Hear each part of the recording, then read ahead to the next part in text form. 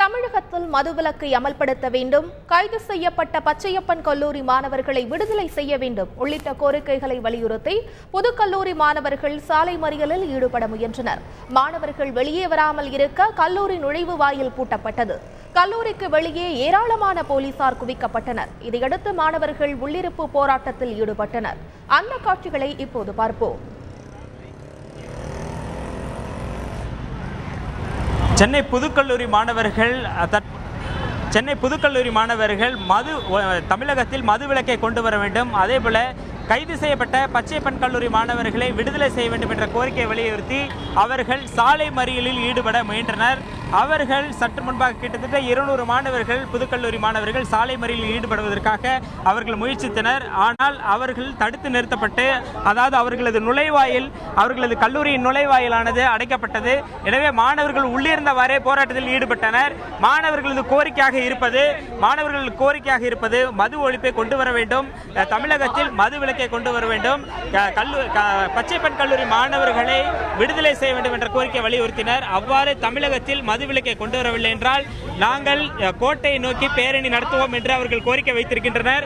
கோட்டையை நோக்கி அவர்கள் இப்போது பார்க்கலாம், அந்த கல்லூரியில் மாணவர்களை கட்டுக்குள் கொண்டு வந்திருக்கின்றனர். பார்க்கலாம், இங்கே அந்த கல்லூரி மாணவர் பிரதிநிதி இருக்க, அவருடன் கேட்கலாம். உங்களோட கோரிக்கை, முக்கியமான கோரிக்கை என்ன? இது தமிழக அரசு மாணவர்கள் இளைஞர்களை சீரழிக்கக்கூடிய மதுவை முற்றிலுமாக தடை செய்ய வேண்டும். பச்சையப்பன் கல்லூரியிலே ஜனநாயக முறையிலே போராடிய அங்குள்ள மாணவர்கள் மீது தடியடி நடத்திய காவல்துறையை இந்த போராட்டம் வன்மையாக கண்டிக்கிறது.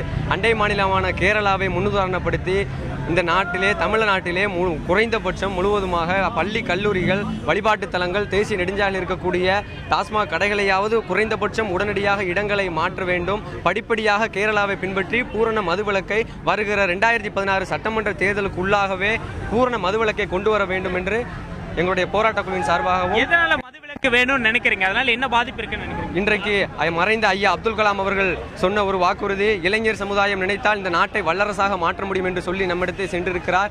அப்படிப்பட்ட இளைஞர் சமுதாயமும் மாணவர் சமுதாயமும் இன்றைக்கு மதுவினால் சீரழிந்து கொண்டிருக்கிறது. அப்பாவி மக்கள், தொழிலாளர்கள் பாதிக்கப்பட்டு கொண்டிருக்கிறார்கள், அறிவை மலிங்கெடுத்துக் கொண்டிருக்கிறார்கள். ஆகவே மதுவிலக்கை அமல்படுத்தினால்தான் அப்துல் கலாம் அவர்கள் சொன்னது போல இந்த நாடு 2020 வல்லரசாகும் என்ற காரணத்தினால் நாங்கள் மதுவை முற்றிலுமாக ஒழிக்க வேண்டும் என்று எங்களுடைய கோரிக்கைகளை இந்த தமிழக அரசுக்கு வைக்கிறோம்.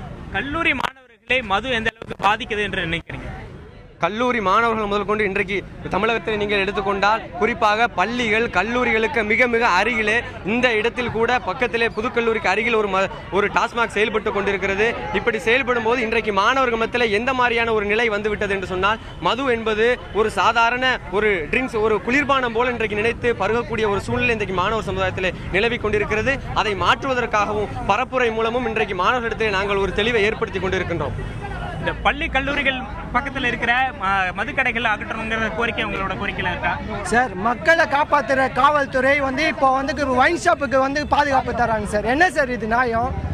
இந்த மாதிரி குடிச்சிருந்தால் தான் சார் பல தப்பு நடக்குது. தப்பு நடக்கிறவங்க கேட்டால் ஏன்டா அப்படி செஞ்சேன்னா சுயநிலவு இல்லாமல் செஞ்சேன், குடிச்சனால தான் நான் செஞ்சேன், எனக்கு தெரிஞ்சு நான் செய்யலைன்னு சொல்கிறேன் சார்.